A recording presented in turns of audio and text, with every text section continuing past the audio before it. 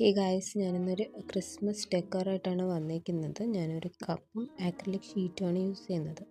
ഈ ആക്രിലിക് ഷീറ്റിലേക്ക് ഞാൻ glass colours use ചെയ്ത് കുറച്ച് പിക്ചേഴ്സ്, അതും ക്രിസ്മസ് തീമിലുള്ള കുറച്ച് പിക്ചേഴ്സ് ട്രേസ് ചെയ്തെടുത്തിട്ടുണ്ട്.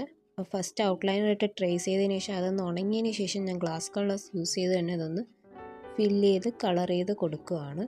എനിക്കിഷ്ടപ്പെട്ട തീമിൽ തോന്നുന്ന രീതിക്ക് ഞാൻ ജസ്റ്റ് ഒന്ന് കളർ ചെയ്തെടുക്കുന്നുണ്ട്, ഗ്ലാസ് കളേഴ്സ് യൂസ് ചെയ്ത് തന്നെ. അപ്പോൾ നമുക്ക് കുറച്ചുകൂടി ഭംഗിയായിട്ട് കിട്ടും. അതുകൊണ്ടാണ് അക്രിലിക് ഷീറ്റാണ്, ഗ്ലാസ് കളേഴ്സ് നല്ല ഭംഗിയായിരിക്കും. ഇനി ഞാൻ യൂസ് ചെയ്യുന്ന വേസ്റ്റ് കപ്പ് ഈ ക്രിസ്മസ് തീമിലൊന്ന് ഡെക്കറേറ്റ് ചെയ്തെടുക്കാൻ വേണ്ടി ഞാൻ ഫോം ഷീറ്റാണ് യൂസ് ചെയ്യുന്നത്. അഡ്ഹസീവ് ഫോം ഷീറ്റ് വാങ്ങിച്ചത് കട്ട് ചെയ്ത് അതിനെ ഒന്ന് ഡെക്കറേറ്റ് ചെയ്തെടുക്കുവാണ്. ഇനി നമുക്ക് ഇത് ഞാനൊരു ഹാങ്ങിങ് ആണ് യൂസ് ചെയ്യുന്നത്. അപ്പോൾ അതിനെ ജസ്റ്റ് ഞാൻ ഉണങ്ങിയതിന് ശേഷം അതിനെയൊക്കെ കട്ട് ചെയ്തെടുത്തു.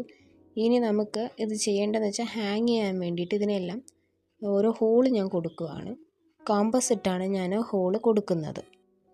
അത് നമുക്ക് അക്രിലിക് ഷീറ്റിൽ ഈസി ആയിട്ട് ഇത് വരും. അതുപോലെ ഞാൻ യൂസ് ചെയ്യുന്ന കപ്പിലും പെട്ടെന്ന് തന്നെ വരും. ഞാൻ സാധാരണ നമ്മുടെ ത്രെഡ് ഉണ്ടല്ലോ, ഒന്ന് സ്റ്റിച്ച് ചെയ്യുന്ന ത്രെഡ് യൂസ് ചെയ്താണ് ഞാനിതിനെ എല്ലാം കൂടി കോർത്ത് കെട്ടുന്നത്. അത് നമ്മുടെ ഈ അക്രിലിക് ഷീറ്റിൽ വരച്ച് വെച്ചിരിക്കുന്ന ആ ഇതിലോട്ട് നമ്മളൊന്ന് കെട്ടുക. എന്നിട്ട് അതേ കയറിന് നമുക്ക് ഇഷ്ടമുള്ള ലെങ്ത്തിൽ നമ്മുടെ കപ്പിലേക്കും ഇൻസേർട്ട് ചെയ്ത് അതിനെ കൂടെ ഒന്ന് അവിടെ കെട്ടിയിട്ട് കൊടുക്കണം. ഞാൻ ബാക്കിയെല്ലാം ഓൾറെഡി കെട്ടി കഴിഞ്ഞിട്ടുണ്ടായിരുന്നു. ആ ക്ലിപ്പ് എൻ്റെ നിന്ന് പോയി, മിസ്സായിട്ടുണ്ട്. അപ്പോൾ ഇതുപോലെ കെട്ടിയിട്ട് കൊടുത്തതിന് ശേഷം ഞാൻ മുകളിൽ ഇതിനെ ഒന്ന് ഹാങ് ചെയ്തിടാൻ വേണ്ടിയിട്ട് ഇതിനു വേണ്ടി ഞാൻ അവിടെ മുകളിൽ പിയേഴ്സ് ചെയ്ത് ഒരു എലാസ്റ്റിക് പോലത്തെ ത്രെഡ് ഞാൻ യൂസ് ചെയ്ത് അകത്തൂടി കയറ്റി ഞാൻ അതിനെ ഒന്ന് നന്നായിട്ട് ടൈ ചെയ്ത് വെക്കുന്നുണ്ട്. ആ ഒരു രീതിക്കാകുമ്പോൾ നമുക്കിതിനെ ഹാങ് ചെയ്ത് യൂസ് ചെയ്യാം.